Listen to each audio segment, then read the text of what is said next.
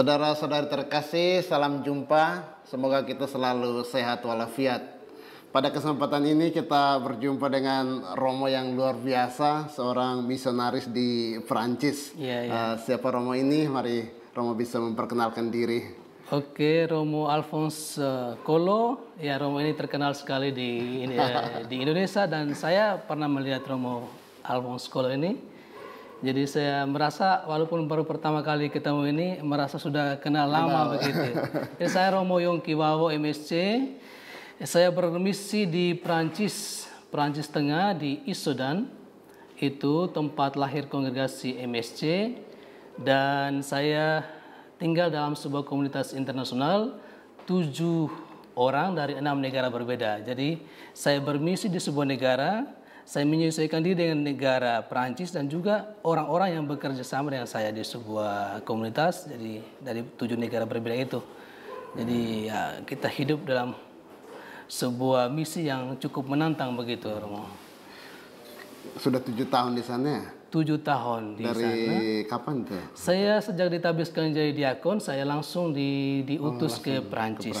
Iya. Ya, sebuah misi di negara sekular. Kalau orang bilang Prancis berarti negara yang sangat sekular. Misinya sangat berbeda dengan misi di Indonesia. Pada masa lalu memang Prancis itu adalah negara Katolik, tetapi sejak tahun 1905 ada pemisahan yang mutlak antara negara dan gereja. Jadi sangat sekular. Memang begitu banyak gereja di Prancis, setiap desa ada gereja, tetapi tidak banyak umat.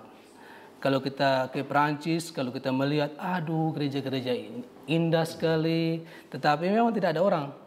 Karena sekularisme yang melanda Perancis itu begitu kuat, Romo. Tempat ziarah yang terkenal di sana apa? Di Perancis itu ada begitu banyak tempat ziarah. Kalau kita orang Indonesia tahu hanya Lourdes, itu di Perancis Selatan. Tapi sebenarnya ada begitu banyak tempat ziarah, termasuk di tempat tugas saya itu adalah tempat ziarah. Itu tempat ziarah Bunda Hati Kudus. Kalau kita di Indonesia, kita di Kupang atau di Jawa, di Manado dan lain-lain, kita kenal Bunda Hati Kudus. Itulah tempat di mana saya tugas itu, tempat karya saya itu salah satunya adalah menerima para peziarah yang berziarah ke Bunda Hati Kudus, begitu. Dan begitu ada begitu banyak tempat ziarah lainnya. Kalau di Perancis itu tempat ziarah selalu dikaitkan dengan nama tempat seperti Notre Dame de Peloissan, Notre Dame de Lourdes, Notre Dame de la Salette. Artinya Bunda dari ini, Bunda dari ini gitu, dari tempat itu gitu. Sedangkan dari Issoudun ini bukan Notre Dame di Issoudun, bukan, tapi Notre Dame du Sacré-Cœur, Bunda dari Hati Kudus Yesus. Gitu. Bagaimana Romo ketika di Perancis dan di Indonesia melihat kehidupan iman baik di Perancis maupun di Indonesia itu bagaimana? Kalau saya melihat kita di negara belahan bumi bagian selatan ini imannya begitu kuat, gereja begitu hidup, itu diakui oleh orang-orang Perancis sendiri.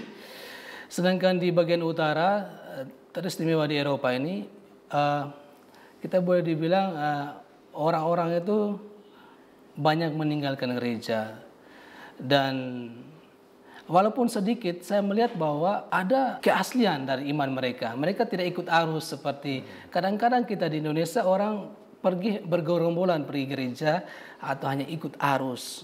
Tapi di sana orang pergi itu mencari makna hidupnya itu sendiri, tidak terpengaruh dengan orang luar. Jadi sedikit tapi berkualitas begitu. Kayaknya katanya hanya orang tua-tua yang ke gereja. Atau anak-anak muda bagaimana melihat anak-anak muda? Anak-anak muda itu hal yang terjadi di Eropa itu misalnya begini. Permintaan permandian itu banyak, permintaan perkawinan itu banyak.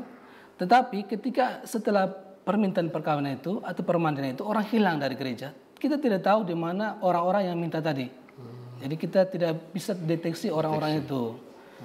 Ketika orang meninggal, mereka menghubungi pastor bahwa ada orang yang meninggal. Karena ada 2 pilihan di sana. Kalau orang meninggal bisa penguburan secara sipil dan juga penguburan secara Katolik. Jadi ketika ada orang minta penguburan secara Katolik, kita bersyukur karena ada momen di mana kita boleh berkatekese di sana. Karena keluarga orang yang meninggal itu, mereka datang, kita berkatekese ke mereka. tata perayaan untuk liturgi orang meninggal itu kita berbicara dengan keluarga orang yang meninggal itu. Jadi kesempatan saat itu kita berkatekese kepada mereka itu. Jadi kalau di Indonesia kita ada istilah transmisi iman, berarti iman itu diwariskan. Karena orang tuanya Katolik, anak-anak Katolik. Di sana enggak. Jadi kita istilah orang Prancis itu la proposition de la foi. Itu kita menawarkan iman. Jadi kita menawarkan seperti tadi cara salah satunya itu. Karena Prancis itu sangat mengagungkan kebebasan. Kita tahu bahwa moto dari Prancis itu salah satunya la liberté, kebebasan. Begitu, Romo. Kalau Prancis dengan negara Eropa lainnya bagaimana? Prancis dan negara Eropa lainnya itu saya melihat, karena saya sering ke Belanda juga dan Belgia juga, saya melihat Prancis, Belgia, Belanda itu hampir serupa, hampir mirip. Tapi yang masih agak kuat sedikit di Italia. Kita lihat bahwa begitu banyak suster, imam dari Indonesia ini, dari timur, dari Flores, banyak sekali yang berkarya di Italia, masih hidup. Kalau imam-imam dan suster-suster dari Indonesia yang berkarya di Prancis itu hampir tidak ada, begitu. Ada beberapa misalnya yang studi, misalnya temannya dari Romanedi, dari Keuskupan Ketapang.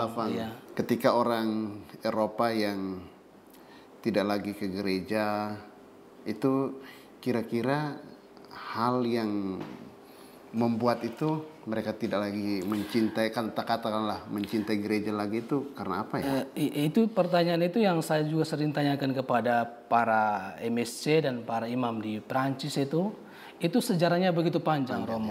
Ya. Itu bukan hanya satu peristiwa tertentu yang mempengaruhi orang tidak masuk gereja, tapi sangat panjang. Itu gereja Prancis itu kita katakan itu la fille aînée de l'église, itu putri sulung dari gereja. Jadi orang tuh sudah begitu lama mengenal gereja. Jadi dari abad-abad kalau kita lihat di desa-desa itu abad ke-10 sudah ada gereja itu, masih ada sampai saat ini. Jadi itu semacam monumen begitu.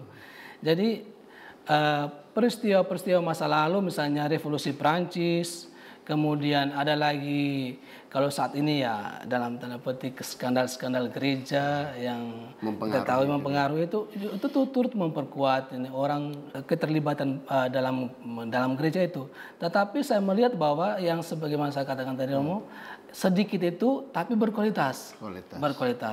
Jadi mereka itu menjadi garam dan terang bagi sesama yang lain yang di negara sekuler tadi. Mungkin langkah misi yang dilakukan oleh gereja di sana itu bagaimana? Langkah misi yang dilakukan oleh gereja saat ini, ya mereka berusaha untuk terus menghidupi itu. Kita tahu bahwa panggilan di Eropa itu begitu kurang. Salah satu yang menghambat pertumbuhan gereja itu salah satunya adalah panggilan begitu kurang. Dan langkah yang diambil oleh gereja Prancis itu misalnya kerjasama dengan keuskupan-keuskupan di seluruh dunia, teristimewa keuskupan-keuskupan Frankofon yang berbahasa Prancis. Jadi misalnya di Eropa itu, di Prancis itu ada begitu banyak imam dari Afrika, misalnya dari Kamerun, dari Senegal, dari Panti Gading yang berbahasa Prancis itu, mereka terlibat dalam kerjasama antar keuskupan namanya Fide Donum. Jadi mereka panggil para imam dari sana untuk bergabung, untuk berkarya supaya gereja tetap hidup. Karena pada umumnya rata-rata imam Prancis itu yang diosesan itu 80 tahun ke atas. Sudah tua-tua semua. Jadi salah satu langkah awal. Yang kedua itu awam dilibatkan dalam gereja. Jadi bukan saja imam tapi awam itu sangat berkualitas. Mereka bekerja begitu luar biasa. Ada yang digaji, ada yang sukarela bekerja untuk sebuah gereja di dalam warna Prancis yang sangat sekuler itu gitu. Jadi saya merasa bahwa gereja itu tetap hidup. Roh Kudus itu berhembus begitu kuat, walaupun sedikit tapi sangat berkualitas.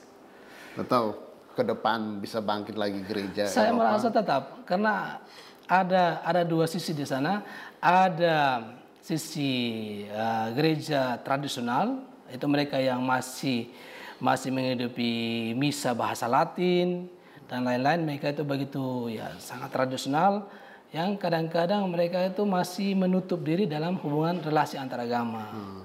Ya memang karena pada masa lalu gereja Prancis itu adalah gereja Katolik begitu, negara Katolik begitu pada masa lalu, sehingga mereka itu masih mereka masih mengimpikan kejayaan gereja pada masa lalu begitu. Tapi yang saat ini saya merasa bahwa gereja itu masih bisa bertumbuh, berkembang dengan kehadiran itu. Ada juga di tempat-tempat tertentu ada kehadiran dari umat Katolik dari negara-negara lain yang mempengaruhi iman Katolik. Itu sangat ada multikulturalisme. Ada banyak kultur yang masuk, ada banyak negara yang masuk, sehingga gereja di sebuah kota itu tetap hidup begitu. Ya karena di sana itu kita orang tidak memperbincangkan tentang agama. Jadi kita orang tidak menganggap bahwa saya Katolik atau dia Islam atau dia Protestan atau dia Buddha.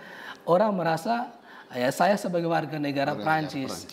Jadi warna dari sebuah keterlibatan sebagai warga negara itu adalah bahwa dia terlibat sebagai warga negara, dia taat untuk membayar pajak dan lain-lain, dia terlibat dalam kemanusiaan, tapi berbicara tentang agama tidak ada.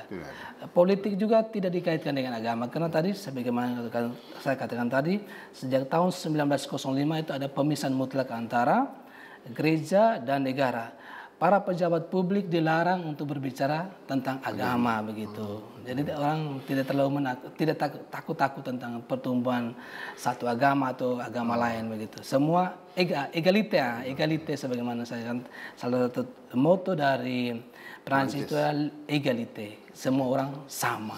Di akhir video ini mungkin ada nasihat untuk orang tua, anak muda di Indonesia supaya iman katoliknya itu bisa terus tumbuh seperti yang kita harapkan. Saya merasa bahwa kita di sini, kita bersyukur bahwa kita di Indonesia masih banyak orang yang terlibat dalam kehidupan menggereja.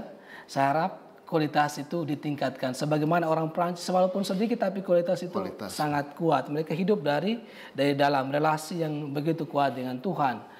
Dan hal lain yang bisa kita pelajari dari orang Perancis itu adalah mereka terlibat dalam kemanusiaan.